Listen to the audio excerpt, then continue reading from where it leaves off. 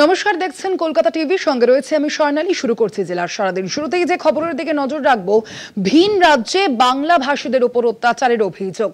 প্রতিবাদে রাজপথে আন্দোলনে তৃণমূল কংগ্রেসের সংখ্যালঘু সেলের পক্ষ থেকে প্রতিবাদ কর্মসূচি। ধর্মতলায় প্রতিবাদ মঞ্চে কর্মসূচি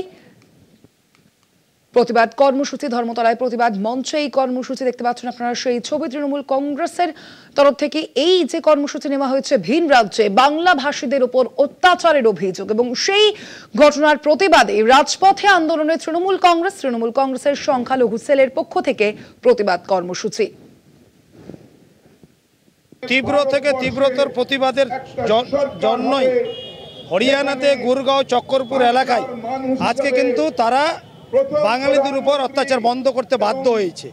তারা মাথা নিচু করেছে। এর আন্দোলনের ফলে এটাই সৃষ্টি হয়েছে। মমতা বন্দ্যোপাধ্যায় থাকে কলকাতাতে, কম্পন ধরে দিল্লিতে আমরা বলে এসেছি, সেটা আজকে হয়েছে।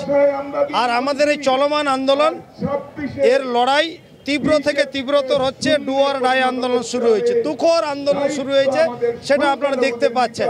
আজকে পশ্চিমবঙ্গ সংখ্যালঘু তৃণমূল কংগ্রেসের ব্যানারে আজকে অনুষ্ঠিত হচ্ছে প্রোগ্রাম। এই তীব্র গরম দাবদাহ হাজার হাজার লোক কলকাতার রাজপথে উপস্থিত হয়েছে। এই আন্দোলন চলবে, আন্দোলন থামবে না। একেবারে আমাদের গায়ে রক্ত থাকা পর্যন্ত আমরা লড়াই সংগ্রাম করে বাঙালিদের যারা সম্মান করেছে, অপমান করেছে, নিগৃহীত নির্যাতিত করেছে, গুম করেছে, এই বিজেপি শাসিত রাজ্য হরিয়ানা, দিল্লি সমেত যেখানে আন্দোলন করেছে, সে আন্দোলনের ঢেউ তরঙ্গ সেখানে পৌঁছাচ্ছে। আমাদের সঙ্গে রয়েছেন ফোন লাইনে বিশেষ প্রতিনিধি দেবজ্যোতি ঘোষ। দেবজ্যোতিদা, এই বিষয়ে, এই ঘটনা প্রসঙ্গে তৃণমূল কংগ্রেসের সংখ্যালঘু সেলের কি দাবি? দেখো স্বর্ণালী, গত কয়েক মাস ধরেই কিন্তু ভিন রাজ্যে বাংলার পরিযায়ী শ্রমিকদের উপর আক্রমণ হচ্ছে, মূলত বাংলা ভাষা বলার অপরাধে। বাংলা ভাষা বললেই তাদের বাংলাদেশে সাজিয়ে দেওয়া হচ্ছে, কখনো তাদের ডিটেনশন ক্যাম্পে পাঠানোর হুমকি দেওয়া হচ্ছে, বাংলাদেশে পুশব্যাক করা হচ্ছে। তা নিয়েই অভিষেক বন্দ্যোপাধ্যায়, মমতা বন্দ্যোপাধ্যায় রাজপথে মিছিল করেছিলেন এবং তৃণমূল কংগ্রেসের পক্ষ থেকে লাগাতার তারা কিন্তু ধর্ণা মঞ্চ করে অবস্থান বিক্ষোভ করছেন। কারণ তারা বলছেন যে যতই অত্যাচার চলুক, তৃণমূল কংগ্রেস কিন্তু রাজপথে রয়েছে।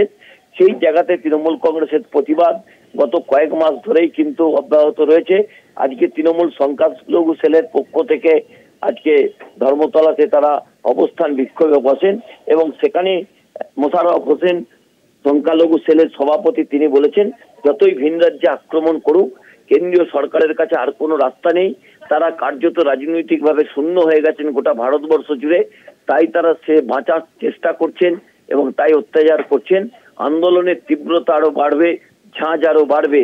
যেভাবে আজকে তিনি তীব্র ভাষায় কেন্দ্রের বিজেপি সরকারকে আক্রমণ করেছেন, ভিন রাজ্যের বিজেপি শাসিত মুখ্যমন্ত্রীদের আক্রমণ করেছেন, তিনি বলেছেন যে তৃণমূল কংগ্রেসের মূল শক্তি কিন্তু সাধারণ মানুষ এবং সেখানে বাংলা ভাষীরা যেভাবে তৃণমূল কংগ্রেসের পাশে দাঁড়িয়েছে, সংখ্যালঘু সম্প্রদায়ের মানুষ তার পাশে দাঁড়িয়েছে।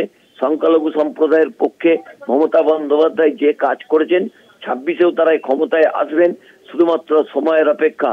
সেই জায়গাতেই গত কয়েক মাস ধরে তৃণমূল কংগ্রেস এই ভাষা আন্দোলনকে জোরদার করছেন।